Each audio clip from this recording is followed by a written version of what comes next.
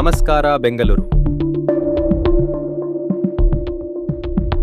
ಒಂದೇ ಸಮಯದಲ್ಲಿ ತಂದೆಯ ಪ್ರೀತಿಯು, ಬಡತನದ ಕಹಿ ಬದುಕು ಒಬ್ಬ ಯುವಕನ ಜೀವನವನ್ನು ತಲೆಕೆಳಗಾಗಿಸಿತ್ತು.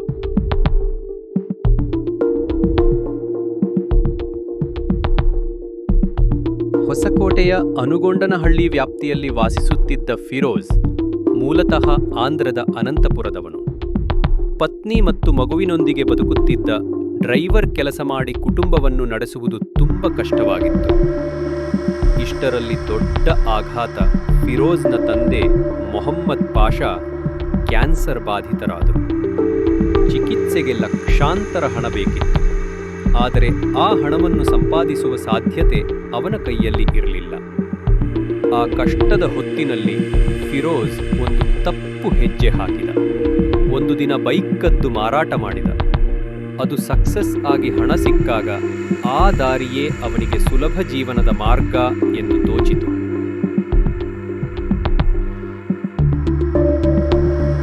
ಹೀಗೆ ಬೈಕ್ ಕಳ್ಳತನವನ್ನೇ ವೃತ್ತಿ ಮಾಡಿಕೊಂಡ ಫಿರೋಜ್ ಮಂಡ್ಯ ಮತ್ತು ಆಂಧ್ರದಲ್ಲಿ ಕದಿದ ಬೈಕ್ಗಳನ್ನು ಮಾರಾಟ ಮಾಡತೊಡಗಿದ.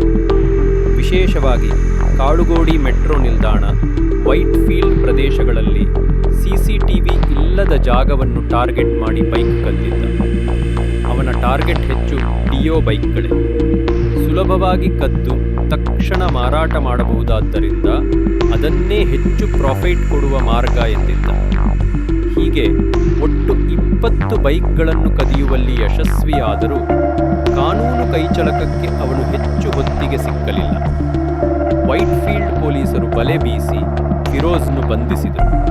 ಜೊತೆಗೆ 20 ಬೈಕ್ಗಳನ್ನು ವಶಕ್ಕೆ ಪಡೆದು ಪ್ರಕರಣ ದಾಖಲಿಸಲಾಯಿತು. ಬಡತನ ಒತ್ತಾಯಿಸುತ್ತದೆಯೇ ಹೊರತು ಅಪರಾಧ ದಾರಿಯಲ್ಲಿ ನಿಲ್ಲಿಸುವುದಿಲ್ಲ.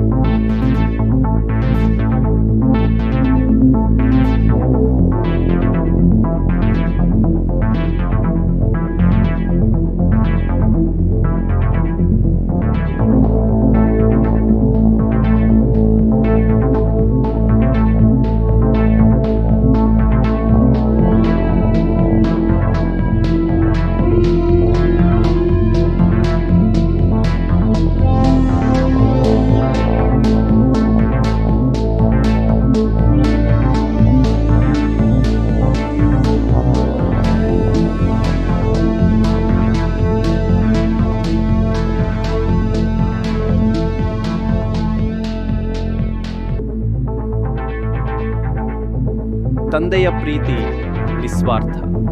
ಆದರೆ ಅದರ ಹೆಸರಿನಲ್ಲಿ ಮಾಡಿದ ತಪ್ಪು ಬದುಕನ್ನು ಹಾಳು ಮಾಡಬಹುದು.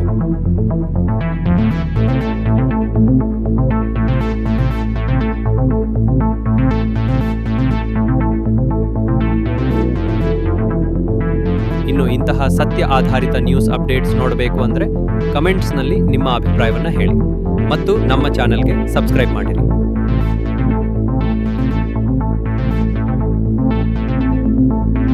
Stay safe, Bengaluru.